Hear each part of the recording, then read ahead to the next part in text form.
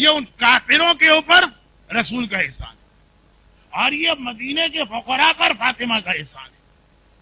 اب عقل کہتی کہ جب اللہ کے رسول نے اور رسول کی بیٹی مکے اور مدینے، کیونکہ مکے کے یہی کافر جن کی آج اتنی مدد کی ہے، یہی کلمہ پڑھ کے بعد میں مسلمان ہو گئے، جس مکے اور مدینے پر اتنا احسان رسول زادی تھا، اس کا کتنا احترام ان لوگوں نے کیا۔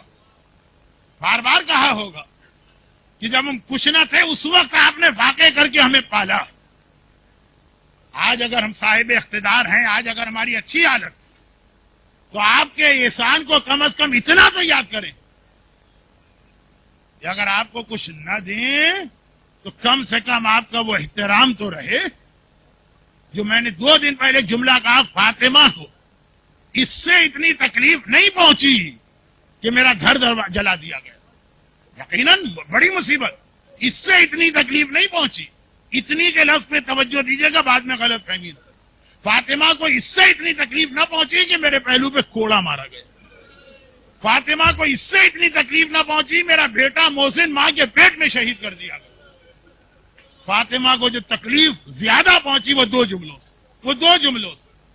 پہلا جملہ یہ ہے کہ رسول کی بیٹی، ہم آپ کو سچا سمجھتے ہی نہیں، آپ دولت دنیا کے لیے جھوٹا دعویٰ کر رہی ہیں۔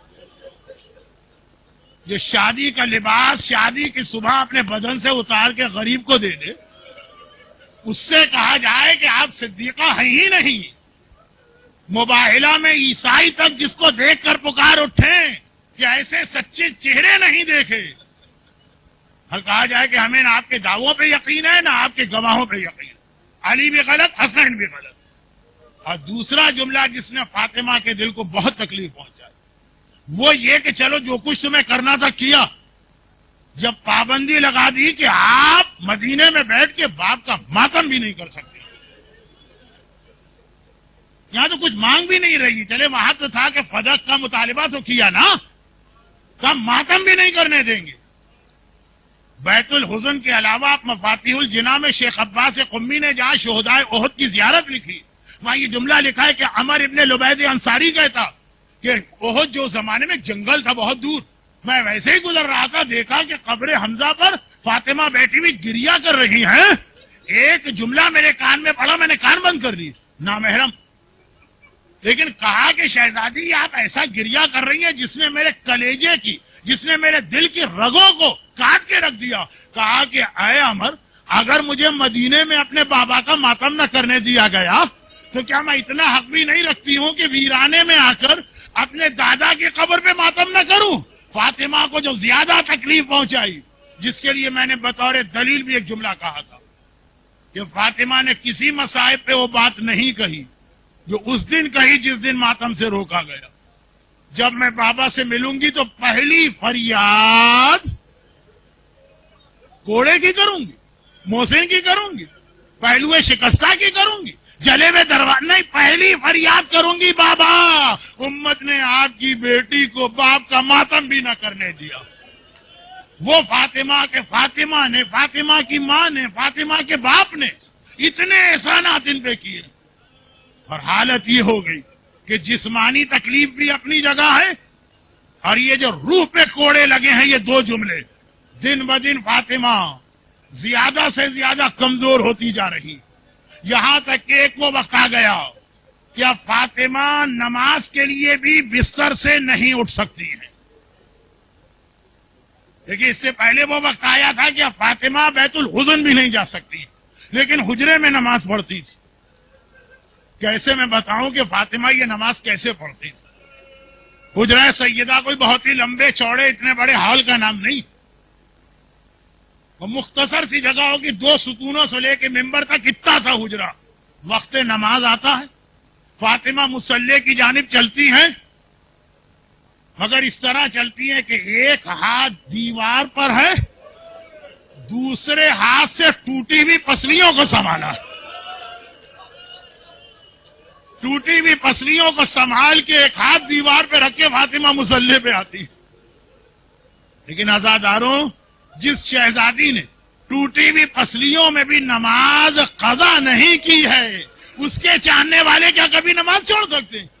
پھر وہ وقت آ گیا کہ اب اتنی طاقت بھی نہیں ہے کہ دیوار کا سہارا لے کے ٹوٹی ہوئی پسلیوں کو سنبھال کے مصلی تک جائیں. اب بستر پر بیٹھے بیٹھے نماز پڑھی جاتی ہے. اپنے اور میرے انداز سے اہل بیت کو نہ سمجھیے. اہل بیت کے یہاں سب سے بڑی قیامت ہے اگر کبھی وہ بیٹھ کے نماز پڑھے، کیونکہ نماز تو ایسی عبادت ہے کہ مولا کے پاؤں سے تیر کھینچو پتہ بھی نہ چلے. ارے فاطمہ تو خیر فاطمہ ہے، زینب اگر سنت نماز زندان شام میں بیٹھ کے پڑھ رہی ہیں تو سجاد کو یقین نہ آیا. پھوپھی اماں آپ نے تو شام غریبہ بھی کھڑے ہو کے نماز پڑھی تھی. وہ سنت نماز تھی، یہ واجب نماز ہے. وہ زینب تھی جو معصومہ صغرا ہیں، یہ صاحب عصمت کبریٰ ہیں. کیا حالت تھی فاطمہ کی کہ واجب نماز کے لیے کھڑے ہونے کی طاقت نہ رہی، یہاں تک کہ آج کی رات آ گئی. آپ ہمارے لیے کوئی غم کی رات ہے لیکن ہم نہیں سمجھ پائیں گے آج کی رات کو. یا حسن سے پوچھئے یا حسین سے پوچھئے یا زینب سے پوچھئے یا کلثوم سے پوچھئے، آج کی رات عشاء کی نماز تک فاطمہ کے بدن میں اتنی طاقت نہیں ہے. بستر پر بیٹھے بیٹھے نماز پڑھ رہی. مولا گھر میں ہیں، فاطمہ کے بستر کے برابر بیٹھے. فجر کی نماز کی اذان آئی، مولا صرف نماز پڑھنے مسجد میں گئے اور جب واپس آئے تو کیا منظر دیکھا. جو عشاء کی نماز کے وقت بھی طاقت نہ تھی وہ فاطمہ چکی پیس کر فارغ ہوئی، کپڑے دھو کے فارغ ہوئی، کھانا تیار ہو رہا. ارے جس کے بدن میں خالی مصلی پر کھڑا ہونے کی طاقت نہیں ہے، گھبرا کے کہا بنت رسول اس کمزوری میں اتنے کام. ابو الحسن نماز سے ایک لمحے پہلے میری آنکھ لگی، خواب میں نے دیکھا میرا بابا میرے پاس آیا، اور خالی بابا نہیں آیا، آج تو اماں خدیجہ بھی ساتھ میں ہے. میں نے بابا کو سلام کر کے فریاد کی.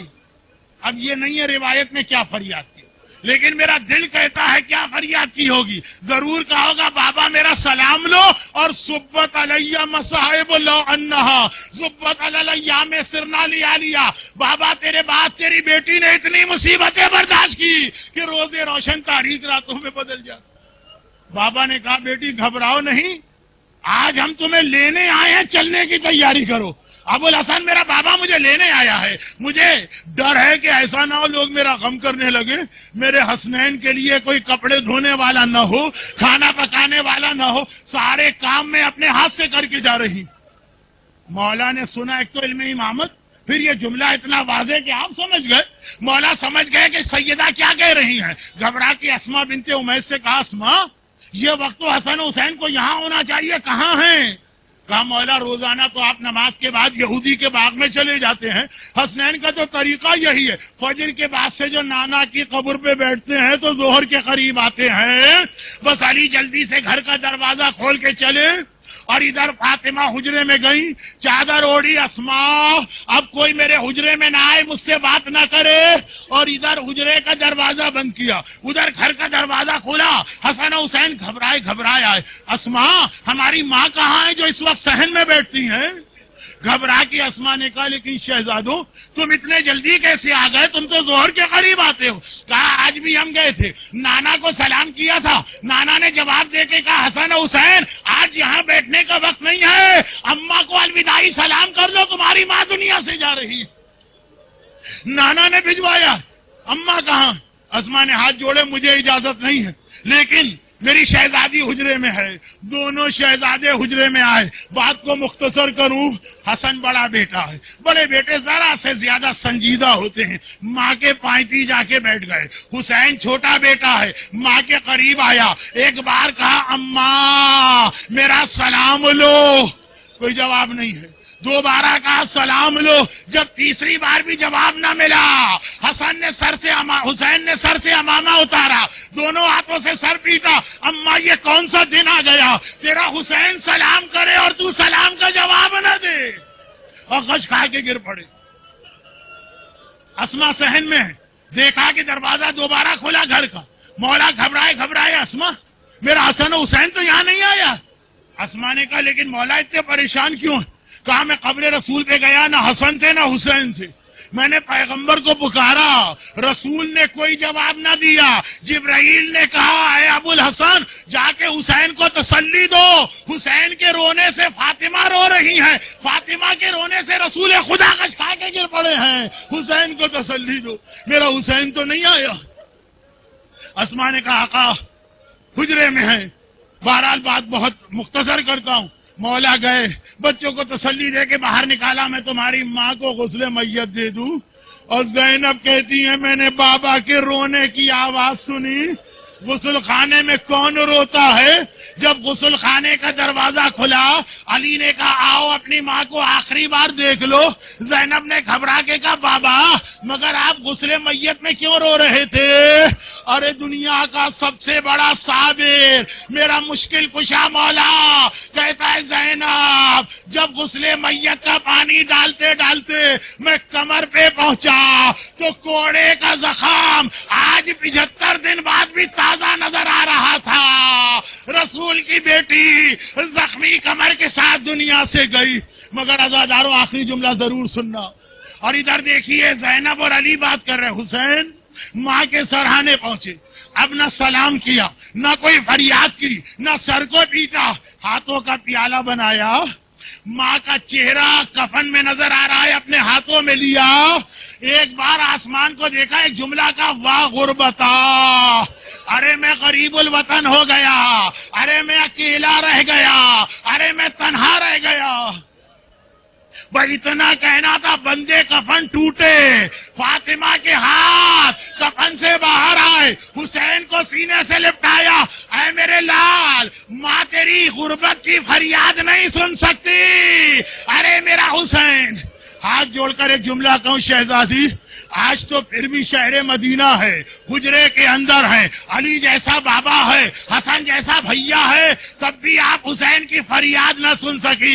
ارے کل آئیے عصر عاشور ہے، حسین واقعاً اکیلا رہ گیا، نہ عباس ہے نہ علی اکبر، وہ ذوالجناح سے گر رہا، مدینے میں کفن سے ہاتھ نکال کے حسین کو سنبھالنے والی، آئیے جلتی ریتی پہ بیٹھیے، یہ آپ کا لال، یہ آپ کا حسین۔ برحمتك يا أرحم الراحمين وصلى الله على محمد